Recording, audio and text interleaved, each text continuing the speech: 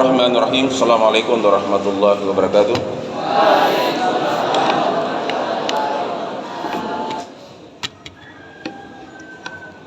Alhamdulillahi rabbil alamin. Assalatu wassalamu ala asrafil anbiya'i wal mursalin, ala sayyidina Muhammadin wa ala alihi wa sahbihi ajma'in, amma ba'd. Syukur alhamdulillah sebagai penghambaan diri kita ke hadir Allah Subhanahu wa taala, senantiasa kita memuji Allah Subhanahu wa taala, Tuhan yang tak pilih kasih, Tuhan yang senantiasa melimpahkan rahmat dan kasih sayangnya kepada kita sekalian,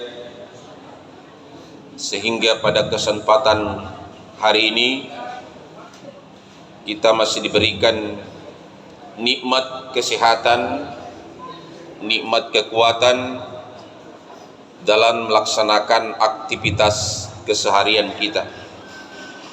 Begitu juga senantiasa kita mencintai Rasulullah sallallahu alaihi wasallam dengan banyak mengikuti sunnah-sunnah Rasulullah dan banyak berselawat kepada Rasulullah sallallahu alaihi wasallam.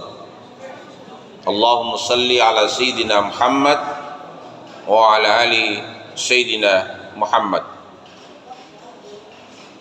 Adapun judul khutbah yang saya akan sampaikan pada kesempatan ini adalah pentingnya belajar pendidikan Islam. Konsep pendidikan Islam itu ditegaskan di dalam Al-Quran dalam surah Al-Alaq 1-5. Ayat yang pertama turun kepada baginda Rasulullah sallallahu alaihi wasallam, tidak langsung kita diperintahkan salat, puasa, zakat dan haji. Tetapi yang pertama diwajibkan Allah kepada kita adalah Iqra, bacalah. Ini dalam bahasa Arab ini adalah fi'il amar, perintah.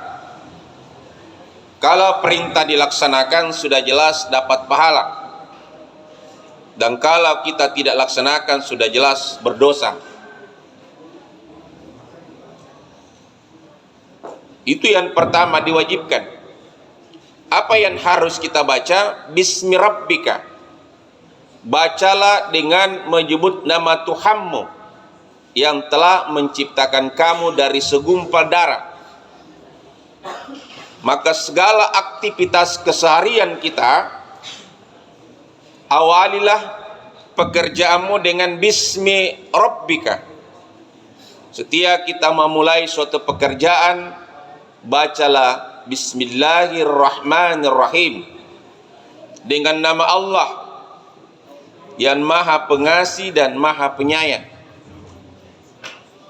Dan setelah selesai melaksanakan suatu pekerjaan, maka ucapkanlah alhamdulillahi rabbil alamin, segala puji bagi Allah Tuhan semesta alam. Baik ketika kita mau minum, mau makan, selesai kita selalu bersyukur atas nikmat yang Allah berikan kepada kita. Memulai belajar, selesai belajar, ucapkanlah alhamdulillahi rabbil alamin. Anakku sekalian, itulah yang harus dibudayakan dalam keseharian kita. Mau tidur, bangun tidur, mau keluar rumah, selalulah awali dengan bismi rabbika. Mau keluar rumah, bismillahi tawakkaltu ala Allah, la haula wala quwata illa billah. Masuk di sekolah, masuk dalam ruangan, jangan lupa beri salam.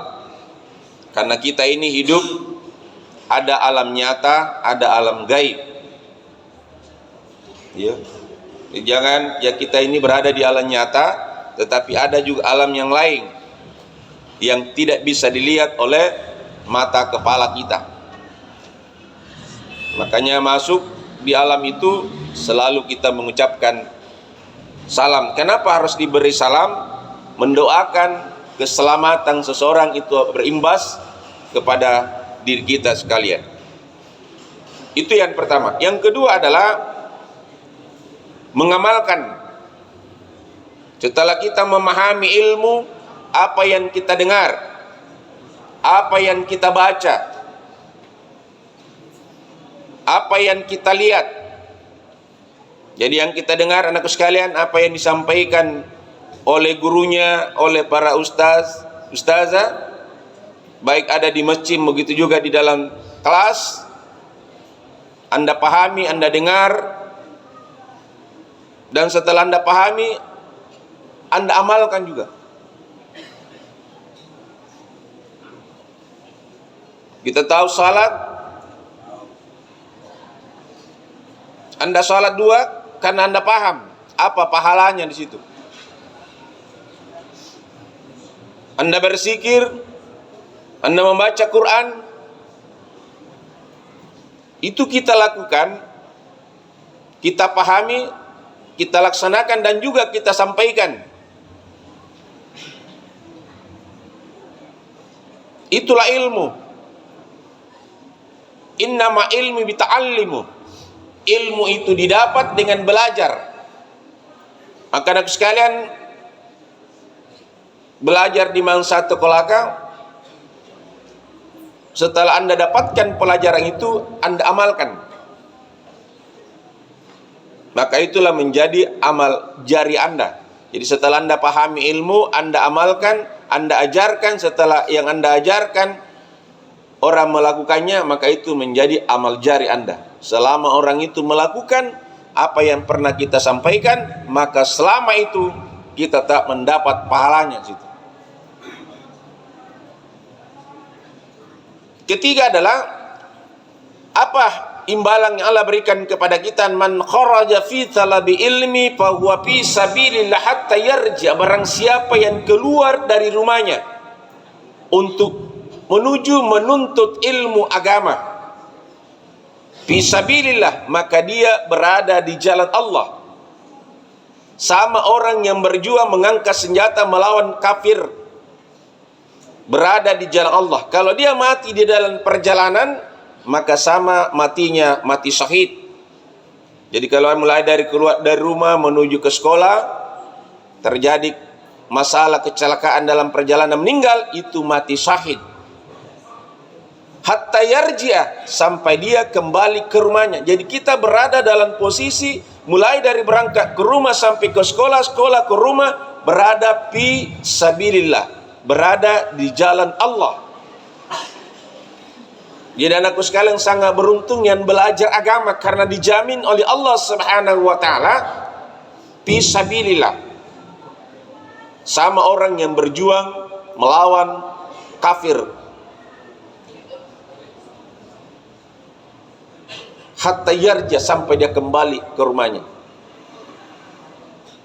Olehnya itu, inna ma'amul bin niat, luruskan niat anakku sekalian. Berangkat dari rumah, bismillah, tawakkaltu 'ala Allah, haula wala quwata illa billah, sampai sekolah. Jangan sampai niat ke sekolah tidak sampai ke sekolah. Ini bukan fisabilillah, binar. Kalau mati dalam perjalanannya, mati neraka di situ tempatnya di situ. Kenapa? Niatnya lain. Karena bukan mau datang ke sekolah, tapi tujuannya lain. Sama kalau diberikan ceramah, sudah ada di dalam masjid, tapi ceramah juga di belakang. Itu tidak ada pahala dia dapat di situ.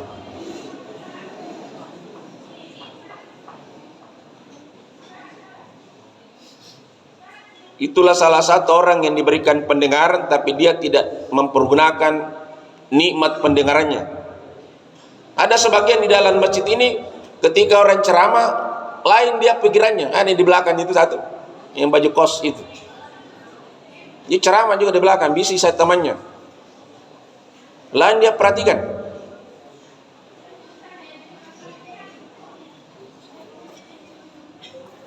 Jangan sampai kita digaris oleh Allah, khatamallahu ala qulubihim wa ala zam'ihim wa ala absarihim gisawatun wa lahum azabun azim. Orang yang diberikan ceramah, nasihat, lantas dia tidak bisa mempergunakan lagi pendengarannya, penglihatannya, hatinya sudah dikunci mati oleh Allah Subhanahu wa taala. Khatamallahu ala qulubihim, karena mereka sudah dikunci mati hatinya oleh Allah Subhanahu wa taala. Dikunci pendengarannya sehingga tidak dapat mendengar, ditutup penglihatannya sehingga tidak dapat melihat. Inilah orang yang sudah ditutup pendengarannya, hatinya oleh Allah Subhanahu wa taala. Dan siapapun yang memberikan nasihat tidak akan mampu. Kenapa? Allah sudah mengunci hatinya, mengunci pendengarannya dan penglihatannya. Olehnya itu anakku sekalian, marilah pergunakan pendengaran ketika diceramai, pergunakan pendengaran ketika disuruh membaca Quran, pergunakan lidahnya, bibirnya untuk membaca.